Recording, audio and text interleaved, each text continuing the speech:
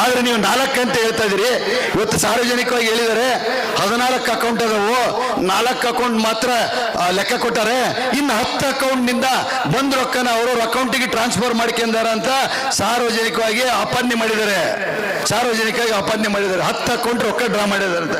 ಆ 10 ಅಕೌಂಟ್ ಯಾವ ಯಾಕೆ ಮಾಡಿದ್ವಿ ಏನು ಅನ್ನೋದು ಸಭೆ ಮುಂದೆ ಇರಬೇಕಾಗತ್ತೆ.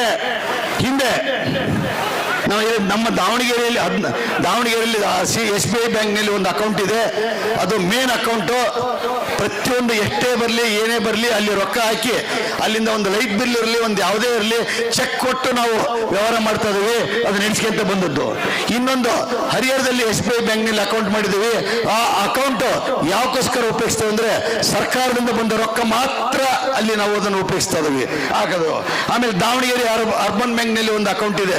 ಅದು ಹರಸೇವಾ ನಿತ್ಯ ದಾಸೋಹ ನಿಧಿ ಅಂತ ಇದೆ.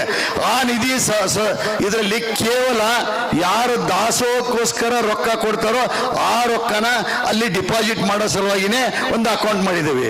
ಮುಂಚೆ ನಾವು ಅಲ್ಲಿ ಮಾಡಿದ್ವಿ. ಅದು ಬಡ್ಡಿ ರೇಟ್ ಕಮ್ಮಿ ಇತ್ತು. ಅವಾಗ ಏನಾಯಿತು ಅಂದ್ರೆ ಮುರುಗೇಶ್ ನಿರಾಣಿ ಬ್ಯಾಂಕ್ನಲ್ಲಿ ಇಟ್ಟರೆ ಬಡ್ಡಿ ಜಾಸ್ತಿ ಬರ್ತೈತಿ ಅಂತ ಹೇಳಿ ನಾವು ಅಲ್ಲಿ ಟ್ರಾನ್ಸ್ಫರ್ ಮಾಡಿದ್ವಿ.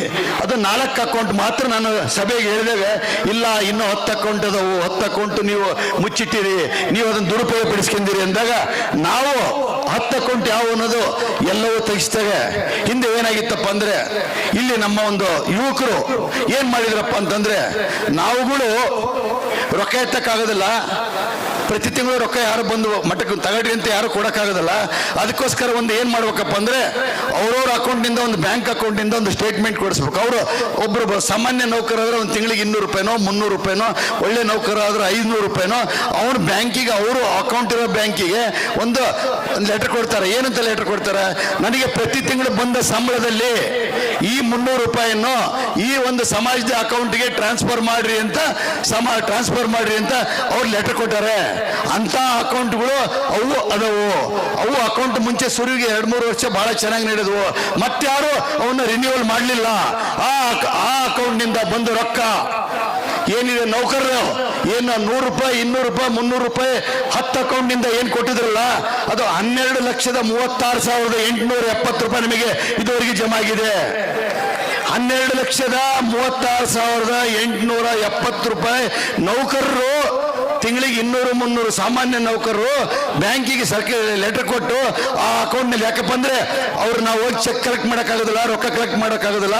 ಅವ್ರ ಬ್ಯಾಂಕ್ ಎಲ್ಲೆಲ್ಲಿ ಹೇಳ್ತಾರೋ ಅಲ್ಲೆಲ್ಲೇ ಬ್ಯಾಂಕ್ ಅಕೌಂಟ್ ಮಾಡ್ರಿ ಅಂತ ಹೇಳಿದ್ವಿ. ಅಂತ ಬ್ಯಾಂಕ್ ಅಕೌಂಟ್ ಮಾಡಿದ್ವಿ ನಾವು.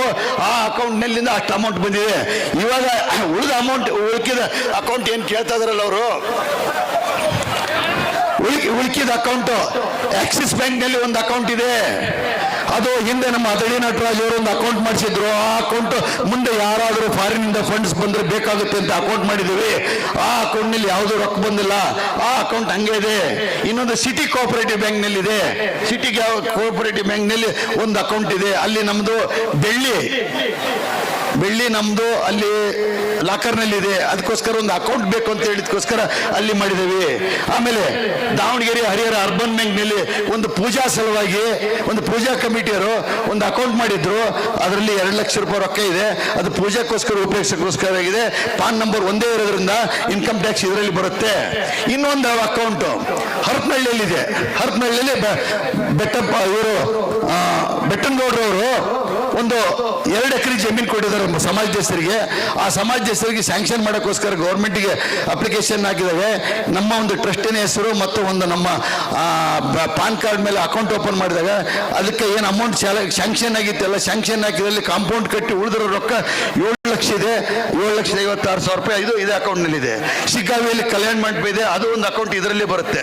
ಇನ್ನೊಂದು ಹರಿಹರದಲ್ಲಿ ನಮ್ಮದೇ ಆದ ಒಂದು ಸಮಾಜದ ಹರಸವಾರದ ಸಹಕಾರ ಬ್ಯಾಂಕ್ನಲ್ಲಿ ಹಿಂದೆ ಅಕೌಂಟ್ ಮಾಡಿದ್ರಲ್ಲಿ ಅದರಲ್ಲಿ 5,000 ಚಿಲ್ಲರೆ ಇದೆ.